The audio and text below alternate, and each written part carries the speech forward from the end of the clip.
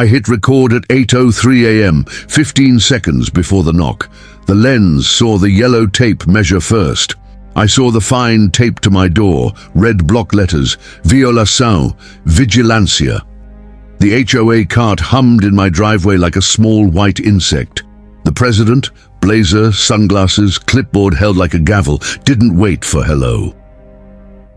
"You can't film the common area," she said, chin tipped to the iPhone 17 clipped to the magnetic mount on my porch column. "That's surveillance. Fines accrue daily." "It's my porch," I said, "and it's my phone." She pointed the tape measure toward the sidewalk as if measurement were a weapon. "The rule is clear. No devices that record neighbors." "The city is clearer," I said. "There's no expectation of privacy in what's visible from a public right-of-way. I'm recording my yard and my porch. Packages have been disappearing." Behind her, the compliance aide, Adam, new to power, allergic to nuance, snapped a photo of the phone and wrote something on his tablet with the confidence of a man whose handwriting becomes law at noon. He taped the fine at eye level so the red would bleed into my morning. Then they rolled away, the cart's electric whine sounding smugger than an engine has a right to sound. I stood there with my coffee cooling and the iPhone 17 warming under my thumb, the little red dot pulsing in the upper corner like a heartbeat. The new phone had better low light and a stabilization mode that made shaky truth look calm. The irony that I was being punished for a camera Apple had designed to make memories steadier wasn't lost on me. You should know what happened last week. That's when this started. Not with a phone, but with a box. At 6:12 p.m., a courier dropped a small parcel at my door. It was there at 6:13. It wasn't at 6:18. The clip from my doorbell camera, legal, visible, boring, caught a hand from the edge of frame, a quick wrist, a hoodie with a sports team I won't name. My daughter cried because she thought the missing box was the birthday present for her friend. It was actually air filters for our HVAC, which is a good punchline and a bad comfort. I mounted the iPhone 17 on the porch after that, old school, just for the week. A second angle pointed down the walkway in case the thief learned my doorbell's blind spots. I set it on motion trigger and left it alone. The next morning, the HOA sent me a friendly reminder about recording devices that create discomfort.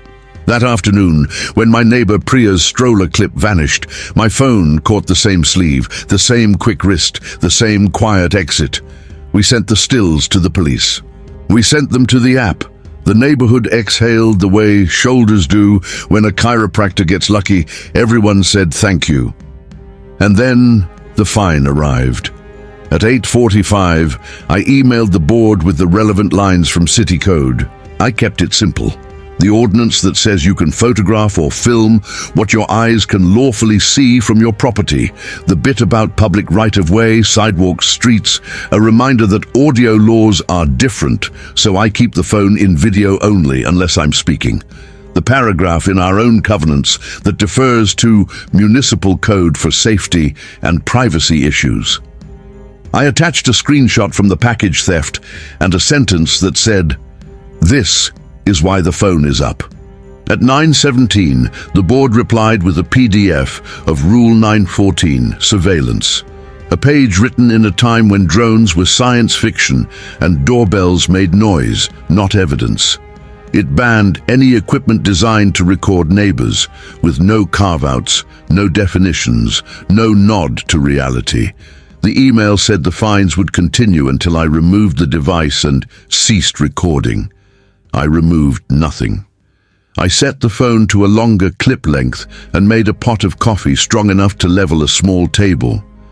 At noon, Carol, the president, came back without the cart and with a tone I recognized from report cards, patient, unbendable. "This is about feelings," she said. "People feel watched." "This is about facts," I said. "People are being robbed." She glanced at the mount and sniffed. "What if someone is in a robe?" "Then they're on a public sidewalk in a robe," I said. "And I promise not to post their wardrobe on the app." You're being reductive. I'm being recorded, I said, and let the phone see my open hands. There are battles you win with charm, and there are battles you win with paper. I printed the city ordinance and highlighted like I was back in college learning how to make sentences reliable. I printed section 8 to 12,400, the one that talks about photography of public places. I printed the state statute on recording in places where there is no reasonable expectation of privacy. I printed the HOA's own line about doorbell cameras being discouraged, but permitted if they do not record beyond the lot. A sentence written by someone who didn't understand that a doorbell camera not recording beyond the lot is a doorbell without a bell. Marisol from City Code Enforcement agreed to a courtesy visit. She's the kind of civil servant who uses her eyebrows the way judges use gavels. When she stepped onto my porch at 3:05, Adam's cart appeared as if co-summoned by bureaucracy. He stood beside her and cleared his throat like he was auditioning for authority. Carol arrived 60 seconds later, sunglasses preloaded. "I'm told you're filming neighbors," Marisol said. "I'm filming my porch, my walkway, and whatever any human standing where I'm standing can see," I said. I showed her the phone screen. The frame was a rectangle of concrete, 2 planters, the front edge of my lawn, and the sidewalk beyond. A jogger passed through the distant third like a punctuation mark no one could misread. Marisol nodded. "City code allows it," she said to Adam and Carol. "We don't regulate viewpoint, only placement. If it were pointed into a neighbor's window or hidden where someone would expect privacy, different story. From a porch to a sidewalk is legal." Carol's mouth went thin. "Our rule needs updating," Marisol said. "You can't ban what the city permits. You can suggest courtesy.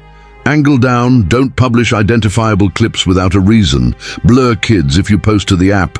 Don't point into yards more than you have to. But a fine for a camera on a porch pointed at the street won't survive the first day in court. It should have ended there, but power doesn't like being told its borders." The next morning, another red tag. Second notice. A letter warning that continued non-compliance might result in suspension of pool privileges and referral to the association's legal counsel. My wife, Elena, put the letter on the counter as if it was something that could leak. "You're not removing the phone," she said, which is our marriage in one sentence, a question disguised as faith. "No," I said. "I'm inviting them to a hearing." They scheduled it for Tuesday, which is the day our neighborhood pretends to like meetings. The clubhouse smelled like lemon cleaner and a printer that had printed too much. The board sat behind a glossy table, arranged to look more official than 3 residents with a budget have any right to look. Carol in the middle. Brent, landscaper, lover of trucks, hater of nuance, on her right. Leah, former teacher, current conscience, on her left. 10 neighbors scattered in metal chairs. Priya waved and mouthed good luck. Adam fiddled with his tablet and tried to look like an extra in a courtroom drama. They gave me 3 minutes. I used the city code like a storybook. Here is what the law says we can see from our porches. Here is what it says we can't. Here is where the HOA's rule was written, before phones had decent cameras. Here is where package theft is not a feeling. I played the clip of the courier, the 5 minutes, the disappearing box. I played the second clip, the sleeve, the hand, the run. I played 10 seconds of the morning. Adam taped the fine to my door. My phone steady, my porch in frame. No stalking, no zoom. No one undressed, no one unreasonably observed. Just a device doing what doorbells have done without permission since 2015. See. Leah asked questions that made sense. Can we ask you not to post faces to the app unless there's a crime? Yes. Can we ask you to tilt the frame down? Yes, already done. Can we write a guideline that says, don't point into windows? Aye, please. Can we ask for a notice on the app if there's a rash of thefts so people expect cameras? I'll write the post. Brent said words like privacy and spy and big brother as if they were fun to say. I don't like being recorded, he said.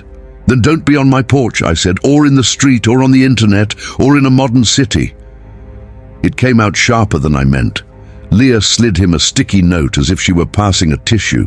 Carol read a prepared statement that tried to make feelings into policy. It was the kind of thing that works when printed on letterhead and fails under fluorescent lights in front of people who saw a red tag taped to a front door for taking video of a thief. She said the word surveillance 4 times. She never said theft. Marisol raised a hand in the back row like a student who has done the reading. The city is the privacy authority, she said. We won't ticket a resident for filming a view from their porch. If you fine for that, we'll issue a letter. If you persist, you'll meet our attorney, and he brings printouts of case law to potlucks. The board went into a whisper huddle that lasted the exact length of an awkward cough. When they came back, Leah cleared her throat. Motion. Suspend fines. Form a working group to rewrite Rule 914 to align with city code. Recommend courtesy practices rather than bans. Brent muttered. Carol said, we can't abdicate authority. Leah said, we're aligning, not abdicating. The vote. 2 ayes, 1 nay. The fines died. Here's the part I didn't expect. The night the thief came back. The iPhone pinged at 11:08 p.m., low light, a figure at the edge of the frame moving like a person who thinks speed can outwit optics. This time there was a second person, shorter, hoodie up. They reached for Priya's stroller again, the one stolen last week replaced on Tuesday, and the city's unmarked sedan turned the corner without siren or drama, and the porch went blue-white for a second in a way you don't forget. The officers didn't do movie things. They did paperwork things with hands that knew exactly where to put them. Priya cried in the street in a rhythm that sounded like relief. The next morning, Carol knocked on my door with her sunglasses on top of her head instead of in front of her face. The city sent me a clip, she said. They asked if we wanted to share it with the block as a caution. You can use mine, I said. I'll blur the faces of the kids and the officers' names. I'll crop out house numbers. I'll add a line about not posting rumor. She nodded. We need a policy, she said. Not just for phones. For the doorbells, the garage cams, the guys who try to fly drones over backyards. Something that says what we value and what we won't tolerate. We wrote it in 4 pages and 12 cups of coffee. City first, it began. If the city allows it, the HOA won't ban it. Residents may record from their own property into areas visible from public places. Don't aim into windows or over fences into yards where privacy is reasonable. Don't post faces of minors without consent unless it's evidence provided to authorities. Blur house numbers, blur plates, remove audio if it's incidental. If you're going to post a clip to the neighborhood app, label it with time, date, and what you need, not your feelings. If you're asked to remove a clip that misidentifies someone, do it. If there's a rash of thefts, the board may recommend temporary camera visibility in porches facing the street. Drones require FAA rules. The HOA won't pretend to own the sky. The city is the enforcement authority for privacy and safety. The HOA is the courtesy coach. Fines are for refusal to stop actions that are clearly unlawful, not for lawful recording. We taped it to the clubhouse corkboard. We emailed it. We argued about the comma after plates. We ate cookies Leah brought because Leah understands that policy without sugar is theater without music. We put the red tag I'd saved into a binder sleeve labeled Artifacts, a relic, not a threat. A week later, Carol wandered over at dusk with no clipboard and the sort of expression people wear when they're learning to be someone else. You kept the phone up? She asked. When packages arrive late, I said. Otherwise, it's back in my pocket being a phone. She looked past me at the porch column, the mount now empty, the magnetic plate glinting like a healed scar. I worried we'd turn into a neighborhood where everyone films everyone, she said. I didn't think about the neighborhood where everyone helps police with a video when it matters and keeps other moments off the app. We wrote that down, I said, tapping the policy printout on my side table. Helps to write things down. Her laugh was a small thing, private, the kind you make when you find your keys in a coat you forgot you loved. The fines were wrong, she said, not to me but to the evening. The city code is right. We'll update. On Saturday, we held a Know Your Camera Rights clinic in the clubhouse. Marisol came. So did a public defender with kind eyes who explained the difference between filming and harassing in a way that made the room less afraid. We put together a one-pager, how to angle, how to blur, how to talk before you post. We printed it on thick paper so even people who don't like rules would feel respected while violating them. Adam, the compliance aide who had taped the first fine to my door, sat in the back and asked a question about drone geofencing in a voice that suggested he might be okay. That night, I took the iPhone 17 off the mount and set it on the counter next to Elena's keys. The porch looked like a porch again, not a battlement. Priya texted a photo of her stroller with a baby in it who refused to look at the camera because the future has already learned to be coy. Leah dropped off muffins because she is powered entirely by kindness and deadlines. Carol sent a draft of the new Rule 9.14 with the words "City First" at the top in bold. I changed nothing about that sentence. Sometimes I still think about the red tag and the way the cart idled in my driveway like a small accusation. Sometimes I think about the moment when the city's words stood firm and made the accusation sit down. Mostly I think about the fact that a phone is just a tool, and a rule is just a sentence, and a neighborhood is whatever we do with both. The package thief was caught. The charges will be whatever they will be. The porch is a porch. The sidewalk is a public place. The sky is not owned by our board, however much Brent believes it should be. The iPhone 17 is back to taking pictures of my daughter's chalk art and Elena's hands when she cooks. When I film, I tilt down. When I post, I blur. When someone asks me to take something down because it feels like a wound, I do. When someone asks, "Can we see the clip?" because their stroller disappeared, I say yes, and then when the stroller returns, I say nothing.